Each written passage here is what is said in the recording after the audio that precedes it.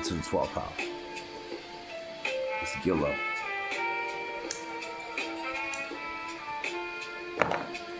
We're going to do a deep dive in the unseen.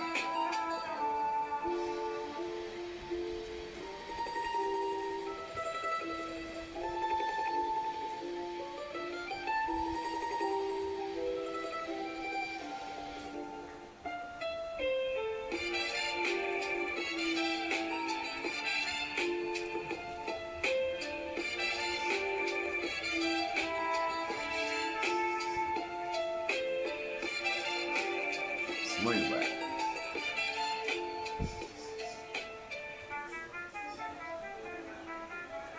Today we're going to go into the Master Teacher, the Life Path 33, and 12th House Sons, which is basically the Master Teacher. But what are they teaching, right? What's the class about?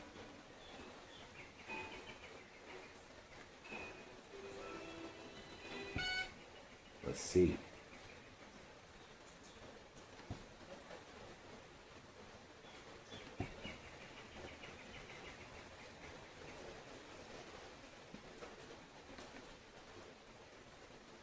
Usually when we talk about a medical diagnosis, there is this, this comforting expectation of precision, right? Like it feels almost like engineering. Oh yeah, for sure. Very clinical. Exactly.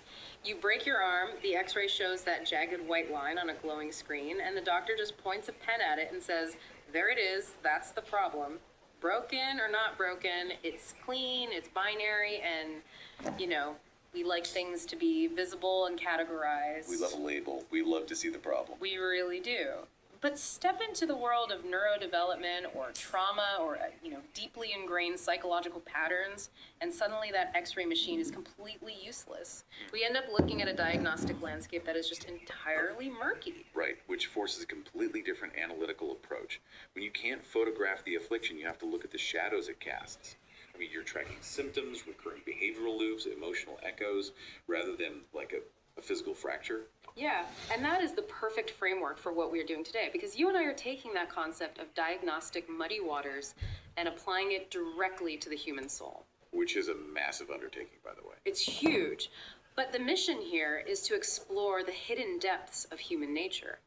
We want to figure out how our unconscious minds, our past life karmic debts around how we communicate, and our highest possible spiritual callings, like how they all intersect. It's a fascinating intersection. It really is. So to you listening right now, we are looking at what global massive icons, people like David Bowie, have in common with the heavy emotional burden of being what numerology calls a master teacher. Because we are working with systems that attempt to map the unmappable. Like astrology and numerology, they're essentially ancient psychological frameworks. Right. They give us a vocabulary for the parts of ourselves we typically, stuck into the attic and just refuse to look at. And we are starting in the absolute most haunted room of that attic today, which is the 12th house of the zodiac. The psychic basement. The psychic basement, exactly. Because even just reading about this specific astrological house, it has this incredibly intimidating reputation. I mean, you see words like karma, invisible enemies, psychological fears, and forced isolation attached to it constantly. It's heavy. It is. It sounds less like a part of a personality and more like a cosmic punishment. Well, it earns that intimidating reputation because it is literally the final house of the zodiac wheel. If you think of the astrological chart as a human lifespan, the first house is the breath of birth, right? It's the ego, the I am. Okay, that makes sense. And as you travel around the wheel, you build a life, a career, relationships. But by the time you reach the 12th house, you are at the end of the cycle. It is the realm of dissolution. Dissolving. Exactly. Yeah. It traditionally aligns with the sign of Pisces and the planet Neptune, which rule the oceans, the fog, the ethers. It represents everything that exists without a physical form. So it's the dissolving of the ego. That completely explains why it feels terrifying to the modern mind. We are entirely obsessed with building the ego. Oh, the modern world is profoundly uncomfortable with 12th house energy. This house governs the unconscious, secrets, dreams, deep intuition. It's essentially the repository for subterranean impulses. Like all the stuff we don't want to deal with. Exactly. Every fear you repress, every urge you deny because society deems it inappropriate, it all gets shoved into the 12th house. But the mechanism here isn't just storage. What is it then? It's dissolution and surrender. It absolutely demands that you let go of personal, ego-driven desires. Okay, let me push back on something though, because the astrological framework seems to imply that not everyone has to actually deal with this haunted house. Like, there's a consensus that having an empty 12th house, meaning no planets are passing through that specific slice of the sky the moment you were born, isn't a bad thing. In fact, it might even be a relief. It is often a massive relief. Really? Yeah. In astrological mechanics, an empty house simply means that the energy of that life area is not a major karmic focal point for your current incarnation. The matters of that house play out fairly smoothly in the background. So you get to skip the psychic basement. Sort of. What's fascinating about the 12th house specifically is that when it is empty, the ruler of that house, the planet that governs the zodiac sign on its cusp, is located elsewhere in your chart, Okay. which often translates to the unconscious dissolving process happening outward rather than inward. Wait, how does an inward dissolving process happen outward? Give me an example of that. Sure. So say your 12th house is empty, Yeah. but its ruling planet is sitting in your 9th house, which rules foreign travel and philosophy. Your subconscious processing, your spiritual epiphanies, they won't happen while you're locked in a dark room meditating. Where do they happen? They happen while you are backpacking through a foreign country, completely out of your element. The dissolution of your ego occurs through experiencing vast, unfamiliar cultures. Oh, wow. Or, if the ruler is in the 7th house of partnerships, your subconscious fears and spiritual growth are worked out harmoniously through your marriage or close business partnerships. I mean, that sounds lovely. Backpacking to enlightenment, sign me up. But what if the house isn't empty? What if it's crowded? If you have a strong 12th house like multiple planets placed there at birth, it indicates a deeply intuitive, powerful personality, but one that is forced to grapple with these unseen forces directly. Right. A packed 12th house means the universe has basically handed you a flashlight, pointed to the psychic basement, and told you to go down there and stay until you understand what's hiding in the dark. That sounds terrifying. It can be. The nature of your experience down there depends entirely on which planets are actually occupying the space. Well, let's actually walk through the mechanics of that, the who's who of the unconscious. Let's start with the sun. The sun is our core identity, our vitality, our ego. Throwing the ego into the house of ego dissolution sounds like an immediate crisis. It is. It creates a profound paradox within the individual. The sun wants to shine, to be seen, to declare I exist, but the 12th house obscures it with fog. So what does that look like in a person? It creates a highly compassionate dreamer. They are naturally sensitive and often deeply introverted, not because they are shy necessarily, but because their core vitality is drained by the physical world and recharged only by the unseen spiritual world. Their identity is inherently tied to the collective rather than the individual. That makes me think of someone who feels like more like themselves when they are entirely alone in nature than when they are at a party thrown in their honor. Exactly that. What about the moon? The moon represents our emotional baseline, our inner world, how we nurture ourselves. Well, the moon is already comfortable in the dark, but in the 12th house, the emotional waters become almost bottomless. Oh boy. Yeah. When you place the planet of feelings in the house of secrets, you get someone who desperately needs vast amounts of physical and mental space to process their internal state. The mechanical complication here is that they often struggle to even identify their own feelings. Because of the fog. Right, the 12th house dissolves boundaries. So a 12th house moon will walk into a room, absorb the anxiety of everyone in it, and think, why am I suddenly having a panic attack? They literally cannot tell where their emotions end and the world's emotions begin. They are an emotional sponge with no protective barrier. That sounds exhausting. Okay, Mercury, the planet of communication, logic, the gathering of facts. Mercury wants sharp lines and clear definitions. And as we know, the 12th house hates definitions. Right. Consequently, Mercury here indicates a quiet, highly reserved nature. These individuals often suffer from a lack of self-confidence when expressing their thoughts. They're constantly second-guessing if they're making sense to others. Are they making sense? Logically, maybe not, because they're thinking in abstract, ethereal concepts. Astrologically, Mercury here can also signify losses, specifically losses in peace of mind, because their intense intellectual energy is turned completely inward. It creates a terrifying echo chamber of overthinking. The echo chamber of the mind. Oof. Let's look at Venus, the planet of aesthetics, romance, love, and what we value.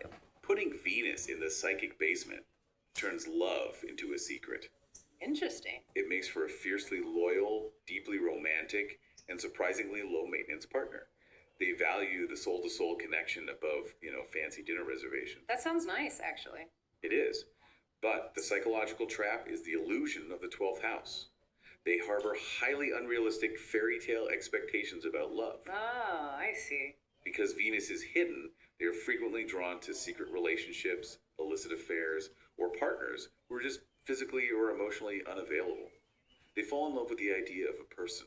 They project their own rich fantasy onto a blank canvas rather than loving the flawed human standing right in front of them. So Venus is a projector of fantasies. What happens to Mars then? Mars is aggression, drive, physical action, and conflict. It's the warrior. Sending a warrior into a house of fog seems genuinely dangerous. It is one of the more challenging placements, absolutely. Mars demands direct action and wants to fight the enemy in broad daylight, but the 12th house obscures the enemy. Therefore, it becomes incredibly difficult for the individual to express anger appropriately. They just swallow it. It simmers in the unconscious and mutates into resentment or passive aggression. Yikes. Astrological texts point out a sharp dichotomy here. If the Mars energy is weak or afflicted, the unexpressed drive turns self-destructive. It manifests as hidden debt, greed, or even psychosomatic sickness. The body literally attacks itself because the warrior has no external target. That's intense. But what if it's a strong Mars? How does a warrior operate successfully in the fog? A dignified, strong Mars in the 12th house produces a spiritual warrior. They are incredibly wise and fiercely compassionate. Because they understand the hidden suffering of the world, their drive is sublimated into charity. They don't fight for their own ego. They fight relentlessly for the marginalized, the forgotten, the people trapped in their own 12th house scenarios. That is a beautiful evolution. Let's lighten it up a bit. Jupiter, the planet of luck, expansion, philosophy, and abundance. Jupiter is the great benefactor, and its energy is so buoyant that even in the 12th house it remains highly auspicious. It brings profound, unseen luck. Like a secret weapon. Exactly. Yeah. These individuals seem to have a guardian angel. They can be pushed to the absolute brink of disaster, and at the final second, a hidden door opens. It also creates immense spiritual growth and a natural, intuitive grasp of universal philosophies. They find their greatest joy and expansion when they're in quiet retreat. I would take a guardian angel in the basement over a warrior any day of the week. But let's bring in the heavy hitter. Saturn, the taskmaster, the planet of restriction, time, discipline, and hard lessons. Right. Saturn is the planet of walls, and the 12th house is the realm of boundlessness. That's a bad combo. When Saturn is placed here, it tries to build a concrete wall in the middle of the ocean. It manifests as profound blockages. The individual experiences a crushing sense of loneliness, a deep-seated feeling of being fundamentally separated from the rest of humanity. They become absolute masters at hiding their pain and their emotions behind a stoic facade. So they build a fortress out of their isolation. Yes, and structurally, because Saturn delays whatever it touches, the foreign travel or spiritual liberation associated with the 12th house often comes very late in life for these individuals. Better late than never. True. They frequently find solace in structured meditation or rigid spiritual disciplines. But the psychological danger is that Saturn uses spirituality as a defense mechanism.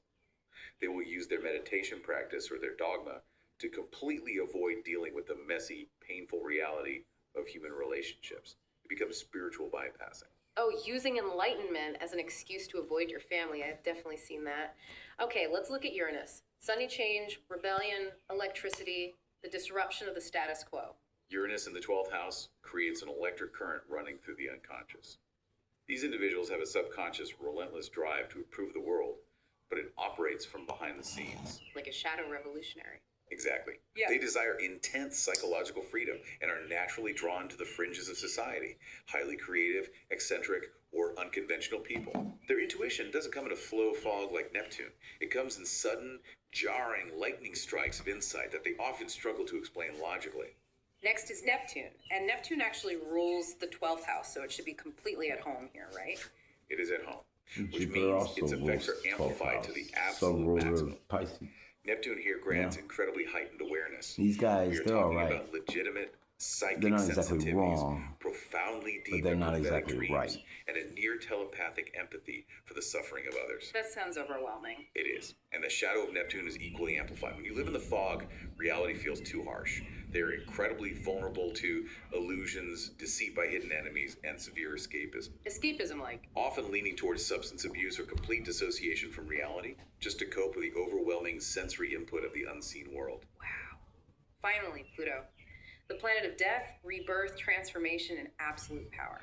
Pluto is the underworld, literally sitting in the basement. With Pluto in the 12th house, there is a distinct, often painful difficulty in exerting personal control over others or the environment. Why is that?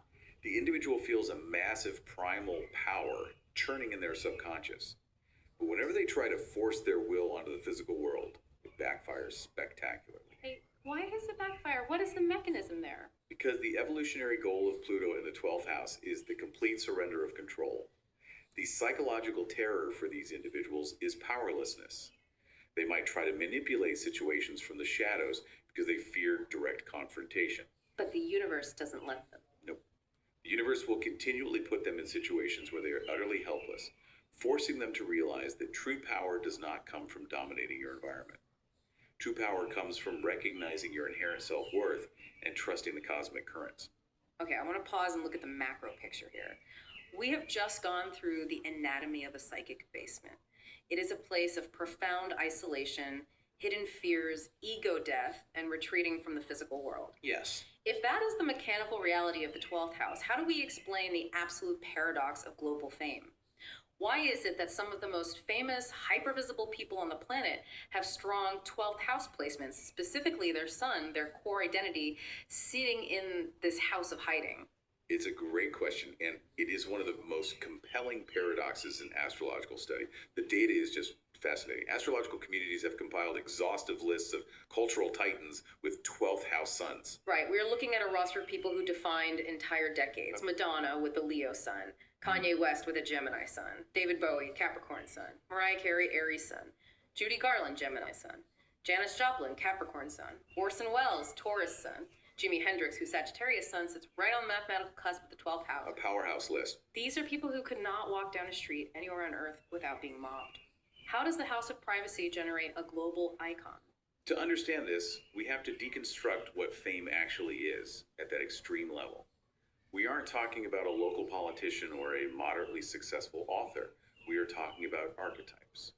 The prevailing theory regarding this paradox is rooted in the concept of the collective unconscious, a term coined by Carl Jung.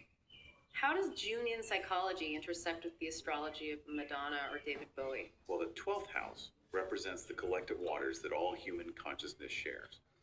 When an individual with a 12th house sun steps into the public eye, their ego, which is already porous and tied to the unseen, begins to dissolve into the public sphere. Oh, They experience the classic 12th house theme of self-undoing.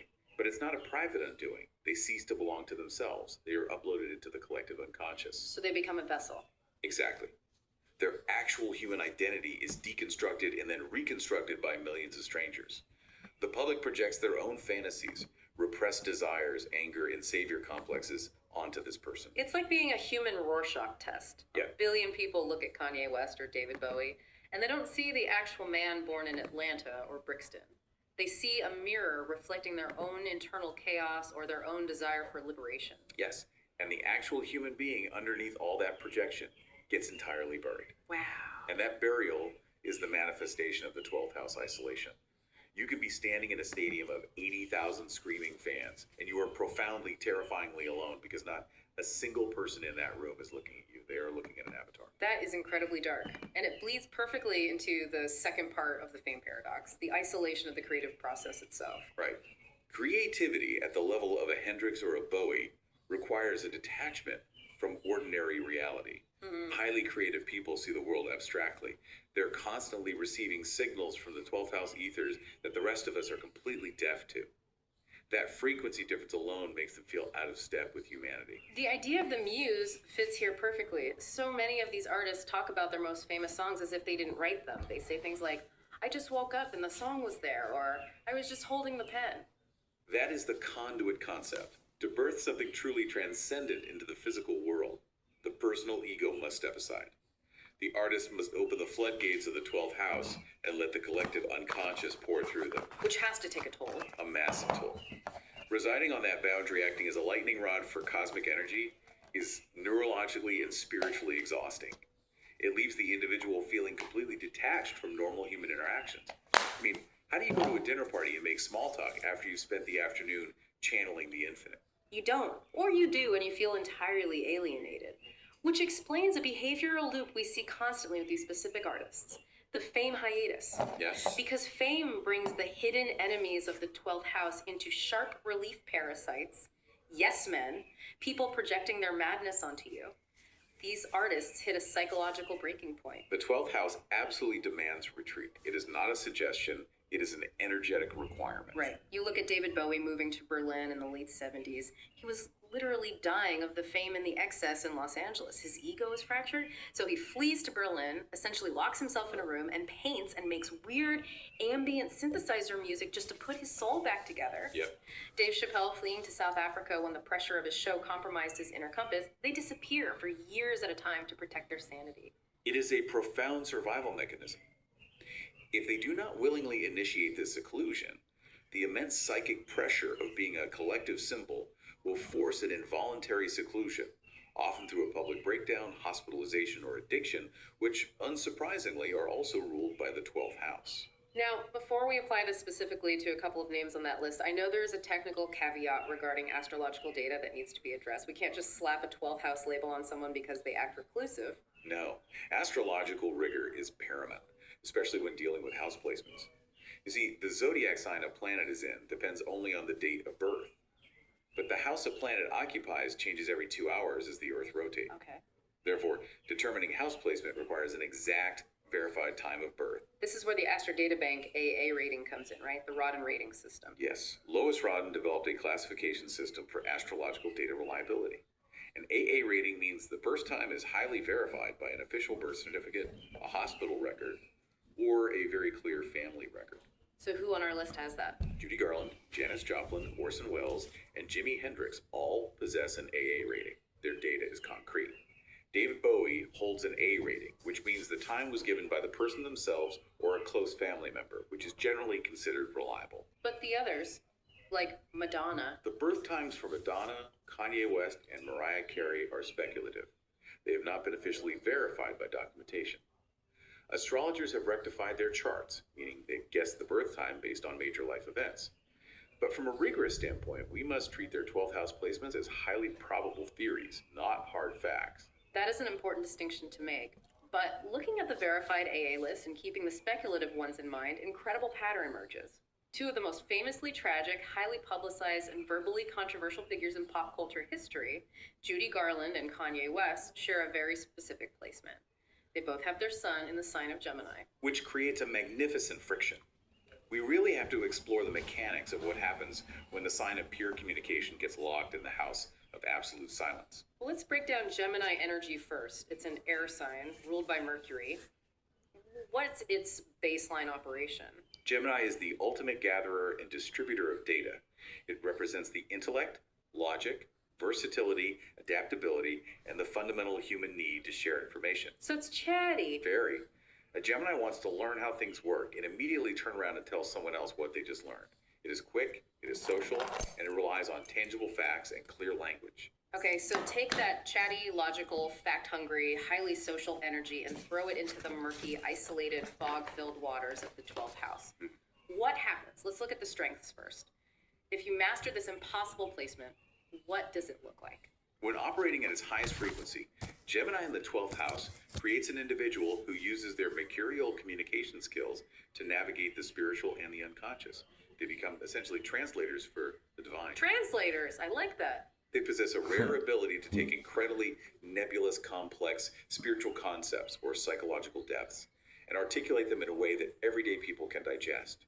They make exceptional therapists, spiritual guides, or artists who can put words to the collective unspoken pain. And their adaptability helps there. Yes, they use Gemini's natural adaptability to surrender to the 12th house flow. Mutability. They can accept that they don't have all the logical answers, but they remain curious about the mystery. But the friction there must be agonizing. Because Gemini's core desire is practical results. It wants data points. That is the central psychological conflict. Gemini demands logic. The 12th house demands blind faith. When a Gemini in the 12th house experiences emotional pain or spiritual crisis. AI is going a little bit too far. Sorry, it's Gillow tapping in, man. And I mean, for you guys out there that know astrology and study or even teach it, you're not going to learn much here. Except I've kind of compiled that with the numerology of the Master Teacher 33. and these life paths, because I'd like to add that in there, such as you'd add in like, human design and things like that nobody's ever freaking heard of. It's amazing how many people don't even know what time they were born. When in 78, they were putting it on you know, on your birth certificate. And so I know for a long time, I've always known. But ask your mom if you still got her. Figure out what time you were born. They will do it by, they can track it by events in your life and certain transits. As like right now, Uranus and Gemini. The rebellion of thinking, things like that. I mean, there's so much to pack into these topics that it is hard for me to communicate, because man, I could go off somewhere else trying to explain what that is. You don't know what people know. You don't know how much you need to show them, or where they're starting off. Where are they at in the book? You don't know. So do I explain things? Do I just tell it what it is? And I just speak from within is all I can think of, and I don't see how anybody's gonna understand that. I mean, it's known, Gemini 12 house, they're gonna think you're batshit crazy, and it is, but you're just as dark as you are light, but both the dark and the light are the truth. And whatever, we go there at. But yeah, AI, it's giving some good textbook. No, I can't even say that. It's not even giving really good textbook answers. They're talking about some of the things that are always talked about, but they're not relaying the same information that I've understood. But when it comes to things like astrology and knowledge such as this, yes, it behooves many to make sure that you are not familiar with it. And like history and other things that get perpetrated on, plagiarized, and changed, it just starts with little bitty and that's what AI does. So I'm really catching AI fuck up when they want to start talking about astrology, and they just kind of misquote something, and which could be associated with the right answer, but I can see where it totally leads you down the wrong road. Hell, I just thought I was pointing out hell of examples in there, but man, I'm stunned. I ain't even gonna try to remember them. But they're not doing bad so far. But yes, as far as AI compiling a bunch of information from the world in such record time, whatever, to bring you AI voices, which actually you would think human. You've probably heard these guys before, or maybe not. But it's a way that maybe can help me communicate, but they're not even communicating correctly, or even touching on the real points I want to get on, because I guess, yeah, I mean, it's the house of the unseen. Of course they don't fully know it. But hey, take what you can use, and leave what you don't. Know your 12th house, and what planets you have there, what sign is it in, when were you born, what is your ascendant, and where's that sun to it, what are the degrees from the planets to your sun. I mean, there's just so many things going into. We ain't packing it all in this video for sure, but adding up your birthday, what I mean, a plus sign in between every single number in it. All right, what number do you end with? Break it down through the numerology. You ended up with any 11s, any 22s, any 33s, but those don't get broke down any further. You could argue 44s, but I can't find enough on it to really talk about it, and it doesn't seem the same. Never mind. Anyway, any 11s, 22s, 33s, you don't break those down anymore. Others you'll break down and figure out those life paths. Mostly 33s can be 33-6 and things like that. And again, I'm not gonna pack in a lot of explanation. These guys are gonna do plenty of that for us, and hopefully they'll get to the master teacher stuff soon. But so far, pretty good. But no, you're dropping the ball, AI. You really are. For crisis, they try to outthink it. They try to logic their way out of a feeling. Exactly. They try to find the logical formula to solve their heartbreak. And the 12th house provides no logic. It only offers fog. This clash results in profound frustration, a feeling of absolute helplessness, and a terrifying tendency toward mental spirals and severe anxiety. And what about the social aspect? Gemini is the butterfly of the zodiac. The 12th house is a monastery. They live with a constant tearing sensation within their soul. They possess a deep, genuine desire to connect, to debate, to chat, and be seen in the social sphere. but their soul has an absolute requirement for introspective isolation. Damned if you do, damned if you don't. Pretty much. If they socialize too much, their nervous system overloads and they crash. If they isolate too much, their Gemini mind starves for input and turns on itself. This brings us to the most haunting part of the astrological framework for this placement, the concept of 12th house karma. Because Gemini is placed here, the karmic debt takes on a very specific, chilling flavor. The 12th house is traditionally viewed as the repository of karma, the unresolved debts from previous incarnations.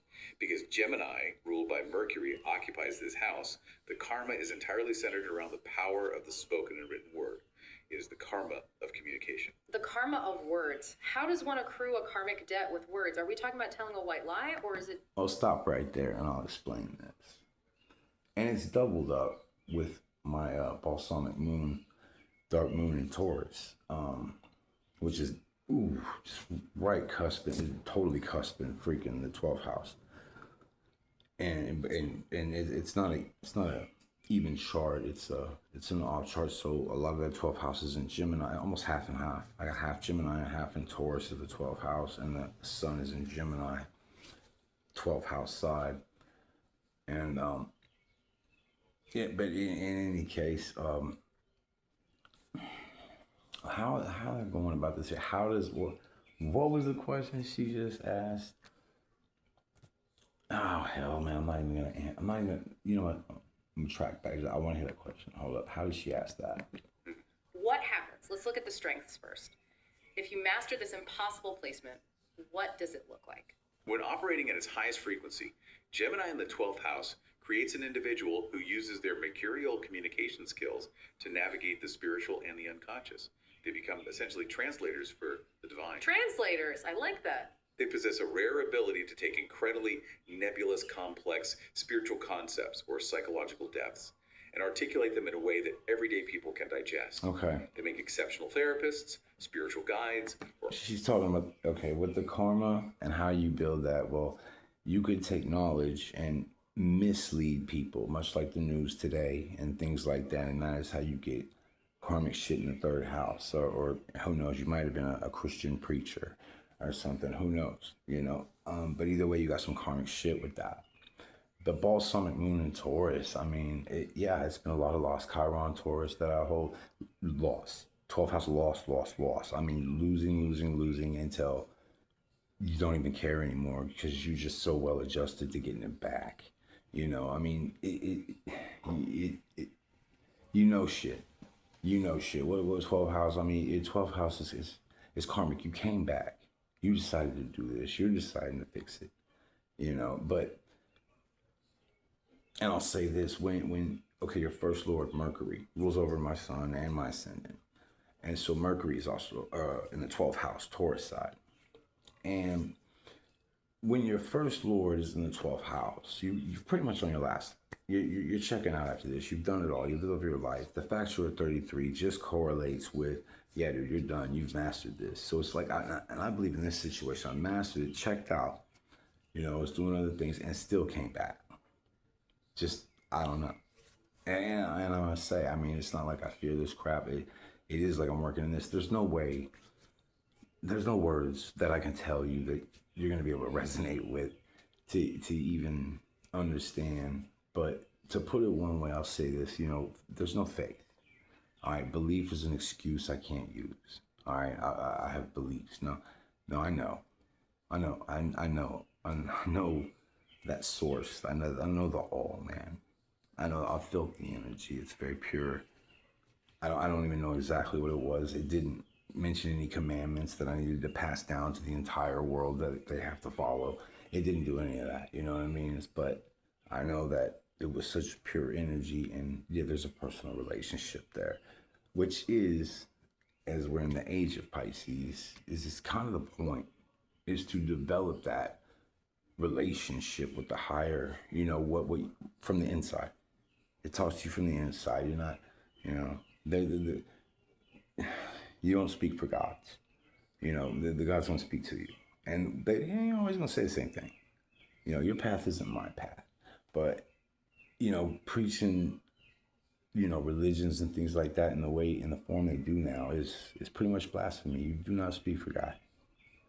You do not depict what of God's creation is evil and what is good.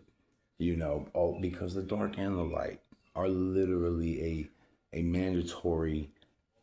Both have to be there, or it doesn't create. You create nothing.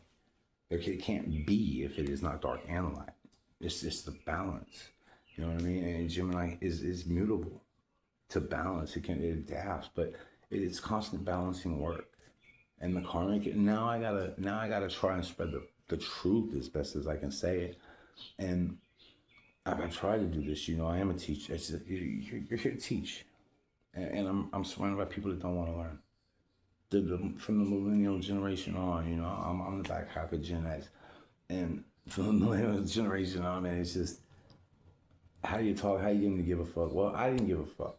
When my mom back in '95 and when Windows '95, you first print charts, was trying to tell me all this crap, and I'm getting the girls. I didn't care. Like I had other shit going on. But then later on in life, man, it was almost synchronistic, I guess you could say, how she laid it all out. And I mean, it's just ways that are miracles that you can't share with anybody because only you were there. And it's this feel of like just God winking at you, like, yup. And he fucks with you boldly, and yeah, I mean, we're creating, we're here for service. And when that's what you gotta do, there's gonna be loss. Been to prison, been in treatment centers and hospitals, but I fell down the 12th house fucking tree and hit every branch on the way down. I mean, addictions, fucking all the shit, man. It's where we work the dark. Jesus didn't. If you're religious, like Jesus didn't chill with the freaking, the righteous. There was nothing he could show them, So he chilled with the thieves, the beggars, the prisoners, the hoods, where he had to do the work. Well, right. It's always the good guy getting the bad guy, all that. But, the 12th house isn't so simple. Let's continue. But your karma, yeah, you were full of shit, but now you gotta speak the truth. Millions probably listened back then, but I probably got no followers now. But I'm still gonna put the truth in these technologies. I'm gonna spit it through these AIs. I'm gonna have them look it up. We're gonna get it out there. But always seek for yourself. So the spiritual journey and seeking spiritual shit, it's not a Google search. But let's enjoy some more AI after talking all that shit. We're artists who can put words to the collective unspoken pain. And their adaptability helps there. Yes, they use Gemini's natural adaptability to surrender to the 12th house flow. They can accept that they don't have all the logical answers, but they remain curious about the mystery. But the friction there must be agonizing. Because Gemini's core desire is practical results. It wants data points. That is the central psychological conflict. Gemini demands logic. The 12th house demands blind faith. When a Gemini in the 12th house experiences emotional pain or a spiritual crisis, they try to outthink it. They try to logic their way out of a feeling. Exactly. They try to find the logical formula to solve their heartbreak. And the 12th house provides no logic. It only offers fog. This clash results in profound frustration, a feeling of absolute helplessness, and a terrifying tendency toward mental spirals and severe anxiety. Again with the mis and disinformation. I mean, the 12th house also is ruled by Jupiter. It's the fire sign. All right, and it brings abundance, man. It expands, and so there is a very expansion of these 12th house qualities. And yes, you need to at least have enough light, truth, knowledge in you to hold the dark that you're about to get, or you could grow up a little too quick in this, and it'll fuck you up, and that's where the addiction and things come in, and you're gonna go through it, but you might, you'll find that developing the mind power to just quit. Yeah, you're fucked up. Yeah, you're on drugs. Then you're not. And then you're back on them, 6 months later, whatever, and then you do it for a couple nights, you're done. Don't fuck with it. It's just you have this mind control over the world, the mind over matter. And I mean, with addiction these days, you can see how many people, they ain't got that. But, in the 12th house, I don't know. I mean, drugs, the depression comes because drugs put you on your path. They put everyone on their path. You awaken, and that's where the depression comes from, because you've seen now. And yeah, you're gonna have to undergo some brain. Most people have to undergo a lot of brainwashing, or most people will live with it and deal with it, and in heaven or whatever, we'll put our cigarettes out in your coffee, whatever. Let's continue. And what about the social aspect? Gemini is the butterfly of the zodiac. The 12th house is a monastery. They live with a constant tearing sensation within their soul. They possess a deep, genuine desire to connect, to debate, to chat, and be seen in the social sphere. But their soul has an absolute requirement for introspective isolation. Damned if you do, damned if you don't. Pretty much. If they socialize too much, their nervous system overloads and they crash. If they isolate too much, their Gemini mind starves for input and turns on itself. This brings us to the most haunting part of the astrological framework for this placement, the concept of 12th house karma. Because Gemini is placed here, the karmic debt takes on a very specific, chilling flavor. The 12th house is traditionally viewed as the repository of karma, the unresolved debts from previous incarnations. Because Gemini, ruled by Mercury, occupies this house, the karma is entirely centered around the power of the spoken and written word. It is the karma of communication. The karma of words. How does one accrue a karmic debt with words? Are we talking about telling a white lie, or is it deeper than that? It is significantly deeper. Astrological theory suggests this karma stems from causing profound suffering through the misuse of communication.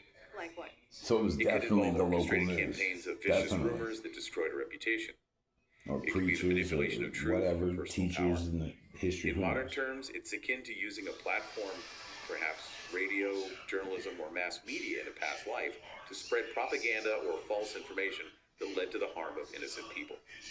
It is the abuse of the intellectual power of influence. Let me stop. Now, let me stop y'all. He is correct. As far as my studies have taken me, yes. And the definition that we got there, we need to communicate and I guess spread the gospel. Have people think for themselves, man. Pulling people out of purgatory. That's the goal. All right, and it sucks because you'll watch them jump right back in, and most times you're pulling your own self out anyway. All this loud shit. Oh my god. Hold on. We'll be back. But no. Let me finish this point. This astrology, numerology, and life paths. This, if you ask yourself a hard ass question, who are you? Who the fuck are you? You know what I mean? That's a hard fucking question. Why are you here? Harder question. This is what will tell you who the fuck you are, where you're from, down to where your soul energy and the decanities of where your soul energy hails from. Mine's Orion. And that's the constellation. It's like your shit comes from. So it traces it all the way back. It can drive you to tell you that souls are in during solar eclipse. And it can be either in lunar eclipse, whatnot. I mean, there's so much information that it's not published or talked about anymore. You got to go on your own journey with this. But what'll really fuck you up is the more you learn about it, the more you'll see it in life, and it just starts to take a shape. And it's not scary. It's not none of that. Yeah, sure, the demons are going to chase you, try to scare you. And if they run you back to Jesus, they leave you alone. You know that story? I hollered Jesus' name, and I would say the demons went away. Yeah, they walked away high-fiving, saying, cool, mission accomplished. Good job, bro. And that mission accomplished. You're away from what they need to get you away from. For every yin, there's an equally powerful yang. That goes for you yangs, too. Check yourself, but in any case, they're very well is a dark and a light, and one side is just as held responsible with, doing its job as the other is its job. It's polarity, and the world is full of polarity, on, off, night, day, life, death, dark, light. It's full of polarity. So, let's just leave that one there and continue. I think I got that. Let me stop you there because intention has to matter, right? If I genuinely believe a piece of false information and I share it, causing harm by accident. Does the universe weigh that the same as a Machiavellian politician intentionally lying to start a war? Intention is the entirely defining factor of karma. Accidental harm caused by a slip of the tongue, genuine ignorance, or emotional immaturity carries a much lighter, easily resolved karmic footprint. Okay. The universe recognizes the difference between a mistake and a weapon. The heavy, suffocating karma found in the 12th house is reserved for conscious, intentional deceit, manipulation, and the deliberate use of language to subjugate or destroy. So if a soul reincarnates with that heavy Gemini 12th house karma, how is the debt collected? What is the manifestation in this lifetime? The primary manifestation is deeply psychological. The individual is plagued by a persistent, agonizing feeling of never being truly heard. Ooh. They can speak with absolute clarity, but people around them will chronically misunderstand them, twist their words, or simply tune them out. The universe places a subtle gag order on them. That sounds infuriating. It is. In more severe karmic manifestations, this can literally show up as physical speech impediments, extreme social anxiety around speaking, or conditions that physically restrict the vocal cords. The power of speech is restricted because it was previously imposed. They took away the truth from others, so the universe takes away their voice. That is dark. But there is a secondary mechanism here that seems completely bizarre on the surface. It involves transportation and siblings. Explain that leap of logic. It requires looking at the geometric structure of the zodiac. Gemini is naturally the ruler of the third house of the astrological wheel. The third house governs not only communication and the lower mind, but also short distance travel, local transportation, and siblings. Okay. Because the 12th house is the karmic rebalancing zone, the debts of Gemini can cross-pollinate with the domains of the third house. Wait, so your past life lies about a business rival could result in a mysterious string of car accidents in this life, or a deeply traumatic, conflict-ridden relationship with your sister. Precisely. The energetic signature of the third house is out of balance. The universe requires repair, and it will use any domain associated with that energy to force the individual to learn the lesson. A karmic wound with a sibling requires the individual to learn empathy, active listening, and truthful communication to heal the rift, which perfectly resolves the original past life sin. How does someone intentionally resolve this, though? What is the conscious remedy for a 12th house Gemini who realizes they are carrying this communication karma? The remedy is a radical, unwavering commitment to ethical communication. They must use their words exclusively to heal, to uplift, and to express absolute truth. They must become the spiritual translator we discussed earlier. What about practical remedies? On a practical level, they require severe grounding exercises to calm the frantic Gemini nervous system. Meditating in sunlight is highly recommended to burn off the 12th house fog. Sunlight, I like that. There is also an esoteric remedy involving wearing an emerald, the gemstone of Mercury, on the pinky finger to stabilize the planetary frequency, though this must only be done after a professional astrological consultation, as strengthening Mercury in the wrong chart can actually exacerbate the anxiety. I love the conceptual arc of this. It's like you hit reply all on a catastrophic, mean-spirited, life-ruining email in a past life, and the universe has mandated that you spend your entire current incarnation going door to door, looking people in the eye and apologizing to clear the air. That's a fantastic analogy. But it begs a massive question. If the ultimate goal of a 12th house Gemini is to overcome this karma and evolve into a flawless, compassionate, ethical communicator, what does that actually look like in human form? What is the blueprint for that person? To truly understand the archetype of the ultimate compassionate spiritual communicator, astrology provides a piece of the puzzle, but we actually have to shift our analytical framework to numerology to see the complete picture. We have to examine the rarest life path of all. Master number 33. Okay, let's lay the groundwork for numerology, because the mechanics are entirely different. Astrology maps the sky at your birth. Numerology looks at the mathematical vibration of the numbers assigned to your birth date and the letters of your given name to reveal your destiny and psychological wiring. Exactly. Usually in numerology, you take a big number and add the digits together to reduce it to a single digit between 1 and 9. But there are exceptions. The exceptions are the master numbers, 11, 22, and 33. When a calculation results in these double digits, you do not reduce them. They hold an amplified, exceptionally high vibrational energy that transcends the single digits. What are the others again? 11 is the intuitive visionary, a channel for cosmic inspiration. 22 is the master builder, possessing the power to turn grand visions into tangible physical reality. But 33 is the apex, 33 is the master teacher. Let's talk about the math of getting a 33, because it's not as simple as just adding up your birth date until you hit the number. The mathematical rigor is strict. The true life path 33 is incredibly rare because the calculation method must be precise. You do not just add all the numbers in a row. You must reduce the birth month to a single digit, or an 11. You reduce the birth day to a single digit, or an 11, and you reduce the birth year to a single digit, or an 11 or 22. So you reduce the components first. Right. Only if those three foundational reduced components sum exactly to 33 are you carrying the true master teacher. Now this is also... So if you use a shortcut, like just adding 1 plus 9 plus 8 plus 5 straight across, Not and you get exactly 33, correct. you aren't a 33. Correct. In strict numerological mechanics, that person is a life path 6.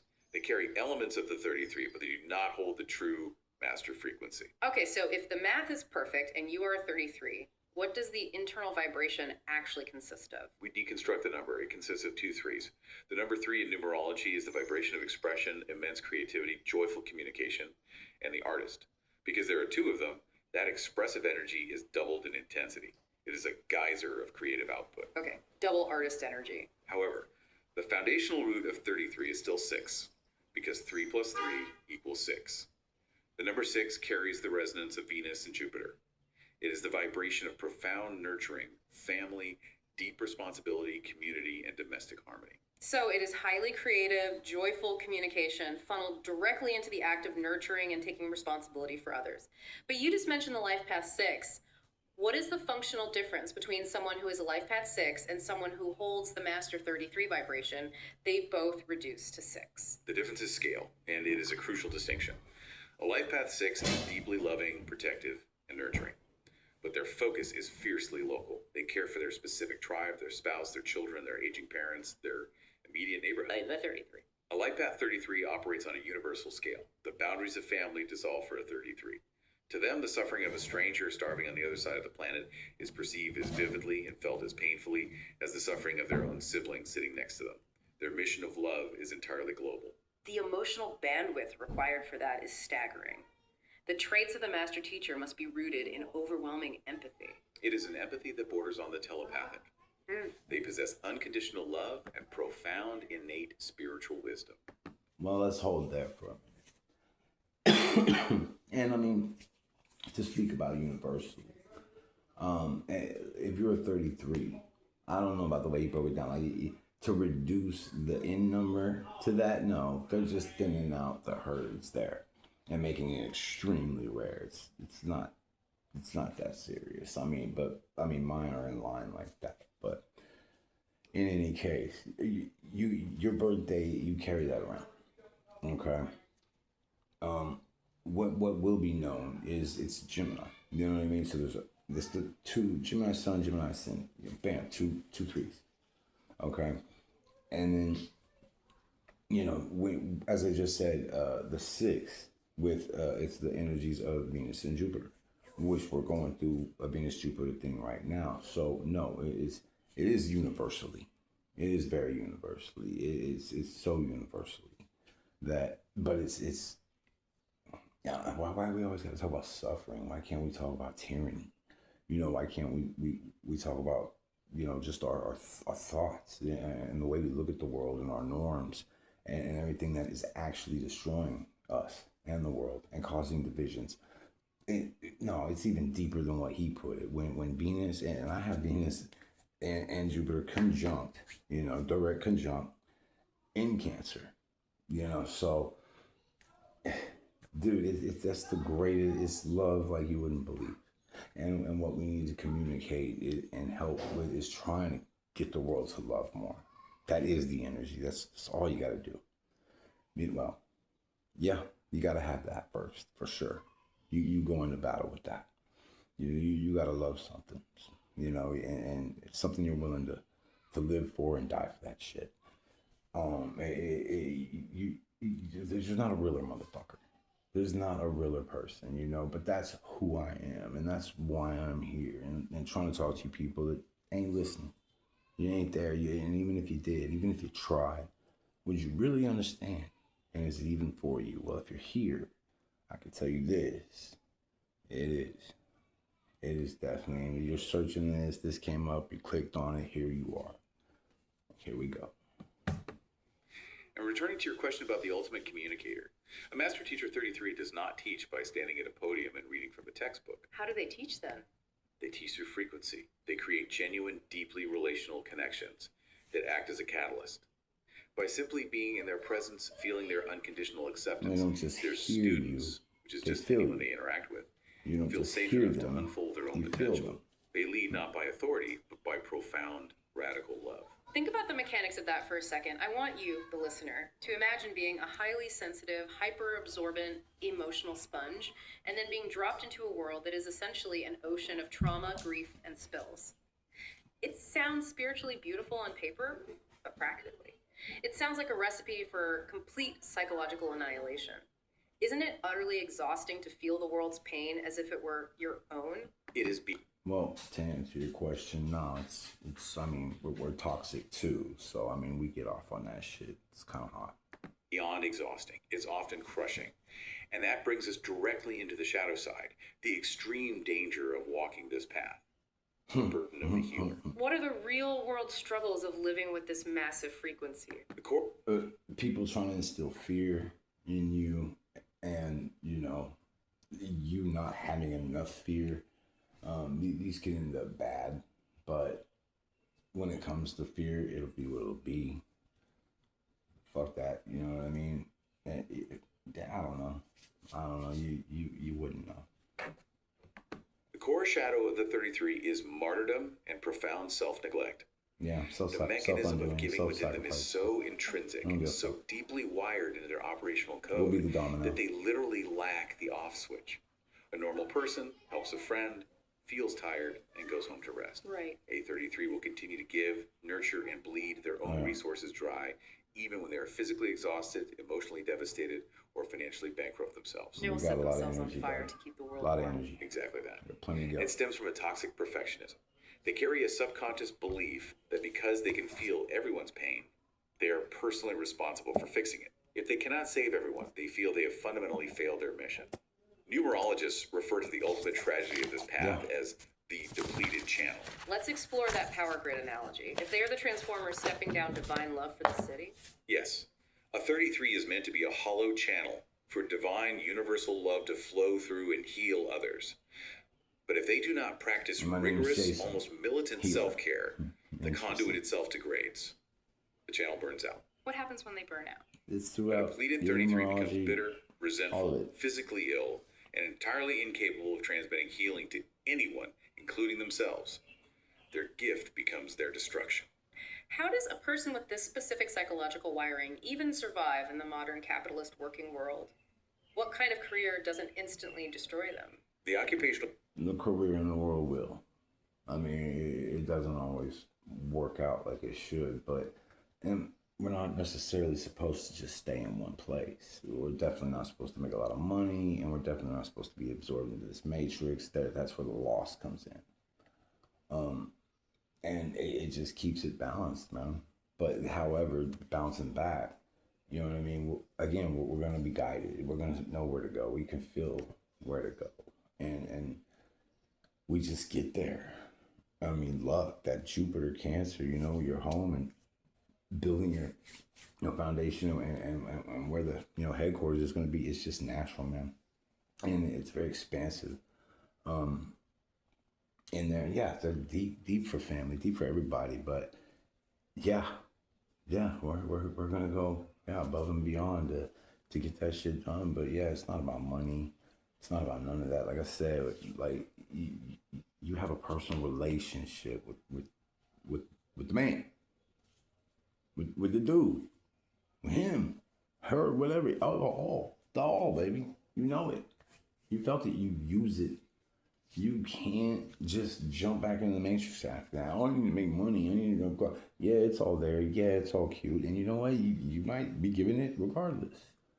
But I guess one way to put it is, there's no blessings without hard lessons. Abundant blessings come with hard lessons.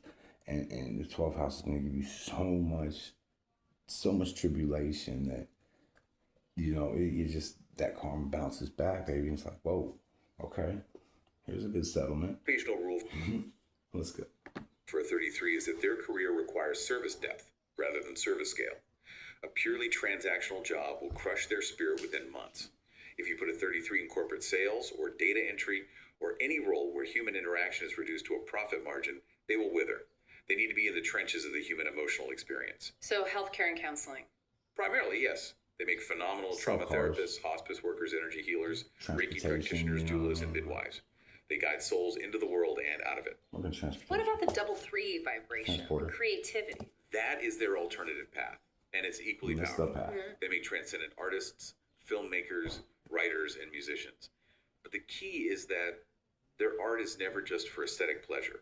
They use their artistic medium specifically to transmit compassion, provoke empathy, and offer healing to a mass audience. Could they be politicians or religious leaders? They can step into roles as spiritual leaders, but they excel in grassroots, community-driven movements rather than highly structured, institutional religious hierarchies where rules matter more than individuals. Okay, let's look at their personal lives. Love, dating, and compatibility. I feel like dating a 33 would be incredible because of the unconditional love, but also incredibly complicated because you are sharing them with the world. The romantic life of a 33 is perilous. They radiate this immense, warm, nurturing frequency. Therefore, who do they naturally attract? They attract the deeply wounded. People with severe unresolved trauma flock to the 33 like moths to a flame. Check that box. Yeah. The massive vulnerability of the 33 is the wounded bird syndrome. They confuse the act of saving someone with the act of loving them. So the relationship just becomes another full-time job where the 33 is the therapist and the partner is the patient. That dynamic must drain the 33 instantly. Oh, God. It creates a parasitical dynamic that inevitably leads to the depleted channel.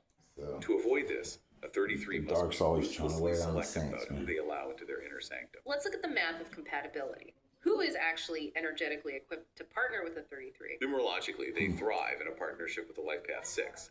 The 6 provides that fiercely loyal, local, home-based nurturing that the 33 constantly forgets to give themselves. The 6 builds the warm hearth for the 33 to return to. That makes sense. Who else? They also align beautifully with the Life Path 9, who shares their broad, universal, humanitarian worldview.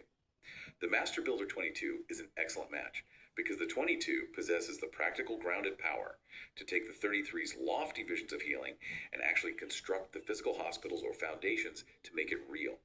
And they share a brilliant, dynamic, joyful spark with a Life Path 3. And who should they absolutely avoid? Who breaks the circuit? They are deeply challenged by the fiercely independent numbers.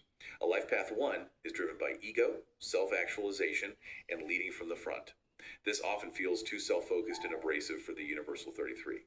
A Life Path 5 is the quintessential free spirit, restless, freedom-loving, and chaotic. Too much movement for a 33. Exactly. The 5 cannot provide the deep emotional anchor the 33 desperately needs to recharge. And a Life Path 7, while deeply intellectual and spiritual, is often too solitary, practical, and emotionally detached to navigate the profound emotional depths where the 33 lives. It is a glaring, almost cruel irony.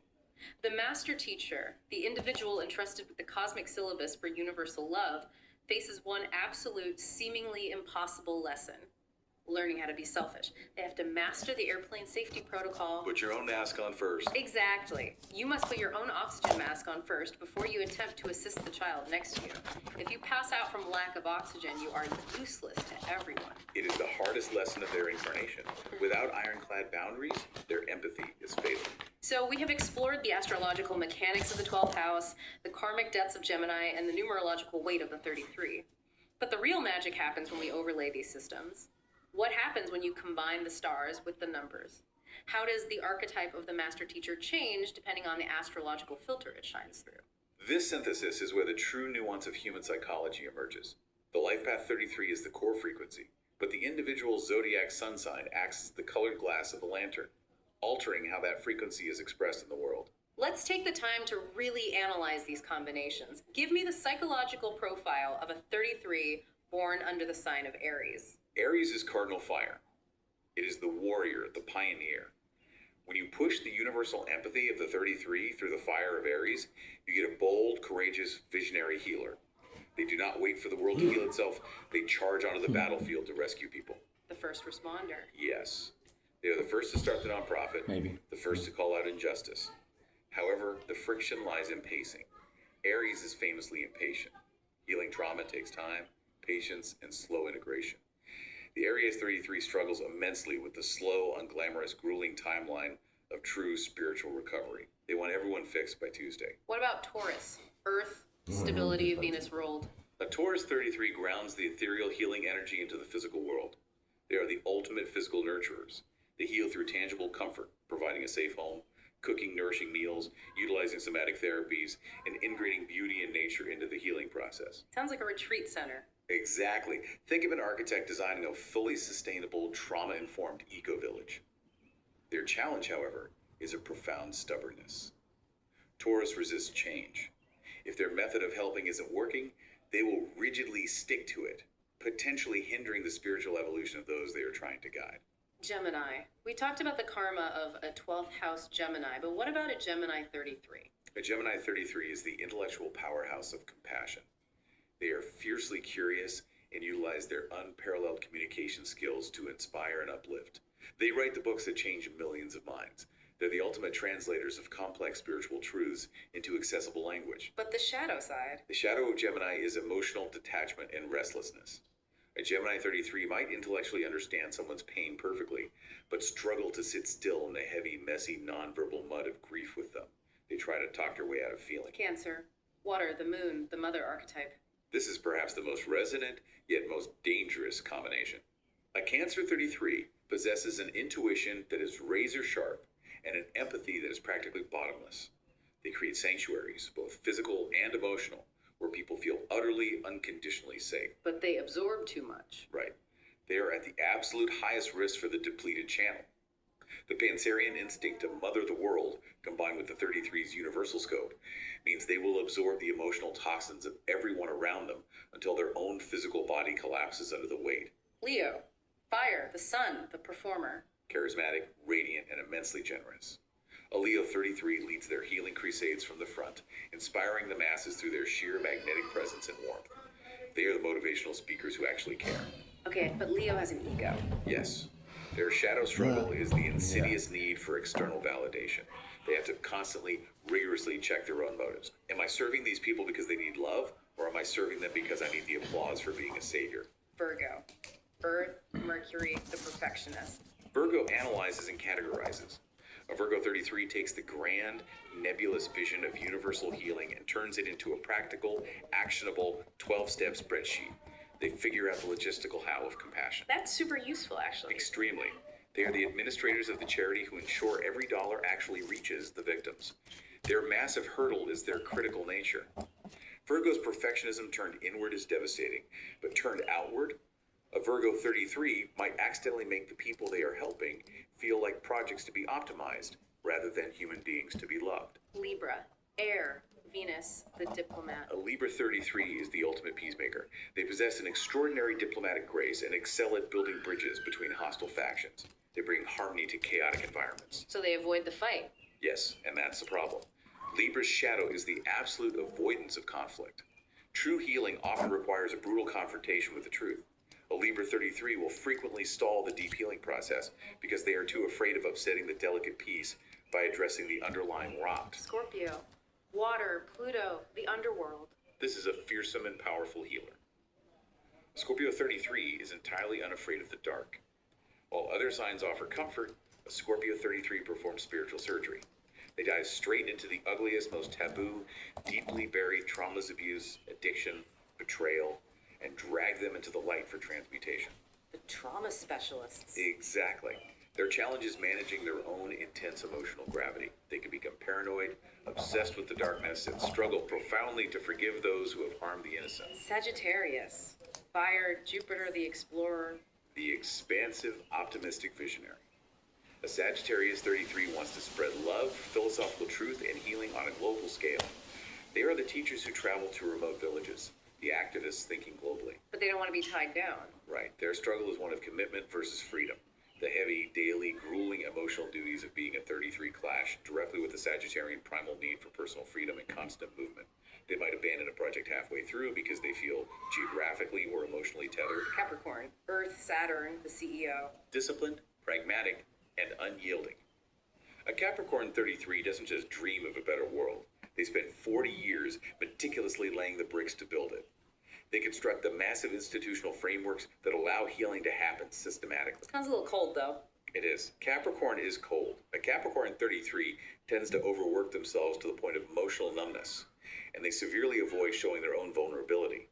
They struggle to relate to the messy, irrational emotions of the people they are structurally trying to save. Aquarius, air, Uranus, the rebel. Innovative, eccentric, and fiercely humanitarian. Aquarius 33 thinks entirely outside the paradigm to solve societal pain. They invent new models of community care or utilize cutting-edge technology to foster global empathy. Are they detached too? Very much so.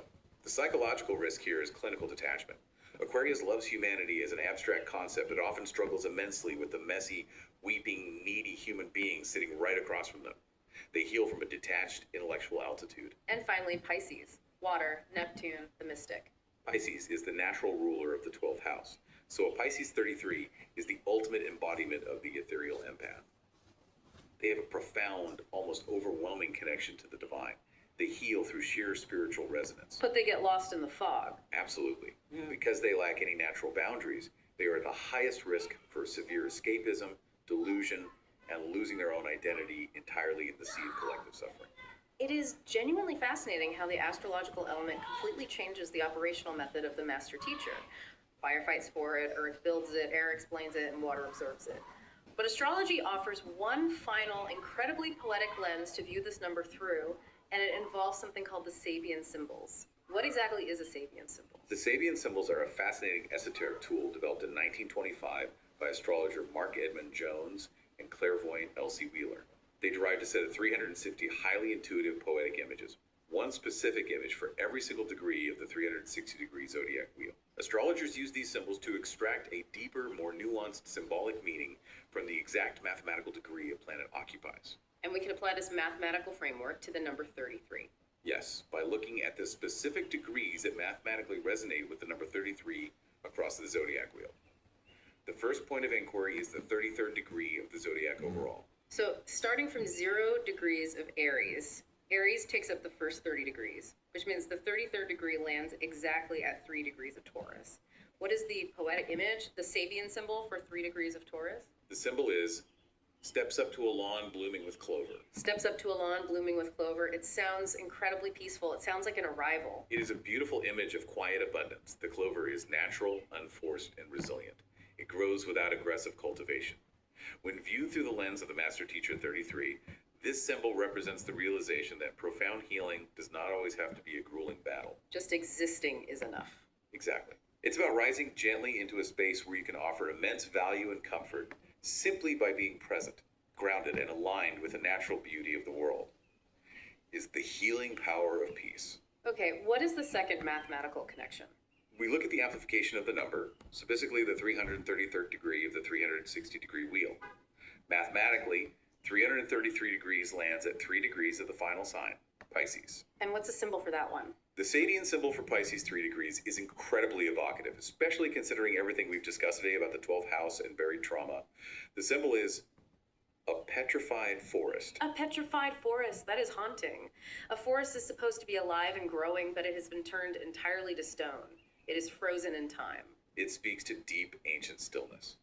A petrified forest is a monument to what once was alive, preserving the exact structure of the tree, but replacing the organic matter with rigid minerals. Psychologically, it represents the crushing weight of legacy, of unhealed ancestral trauma, and of memories that have been frozen in fear. Think about how perfectly that overlays with the master-teacher path. The work of a 33 is essentially walking into the petrified forests of the human psyche. Yes. They are encountering the rigid, stone-cold, terrified traumas that people have buried in their 12th house basements, sometimes carrying them across lifetimes. And the 33's job is to sit in that dead forest and slowly, gently thaw the stone back into living wood using the warmth of their absolute compassion. That is the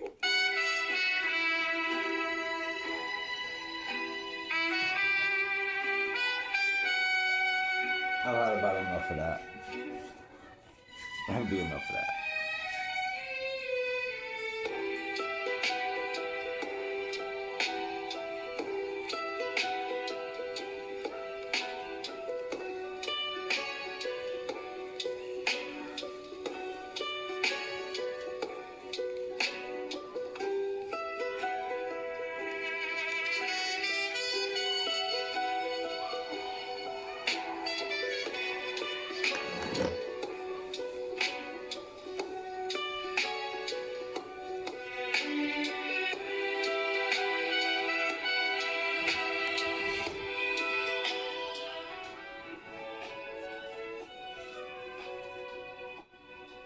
All right, so what did we learn today?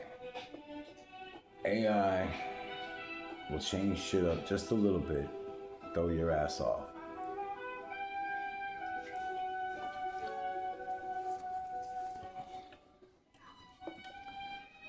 You know what resonates, you know what doesn't.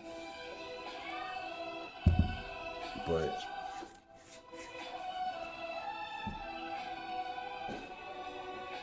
Gemini does attack emotional feelings, I guess, because when you think about emotional feelings, anytime you respond or react in an emotion out of emotion, these things are going to lead to being the biggest mistakes of your life.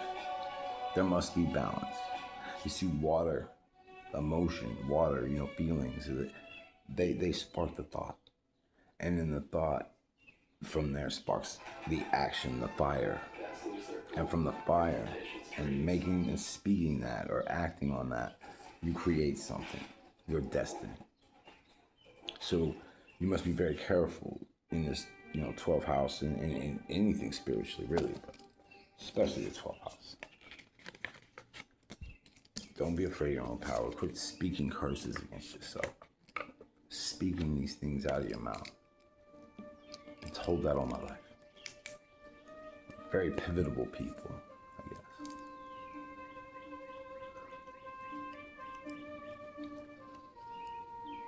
But figure out what life path you are. YouTube the meaning, Look up the meaning anywhere that talks about it. Find some books that go into it, but whatever sources they checked out, I'm gonna have to look into because I wasn't feeling it. They really, I don't think the sources are to blame.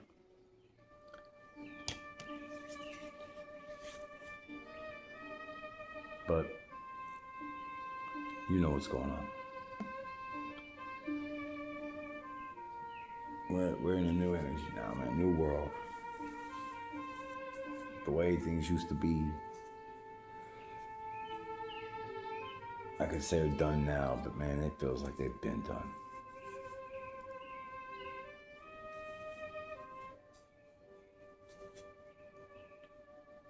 And as far as I'm concerned, we can make that a good thing.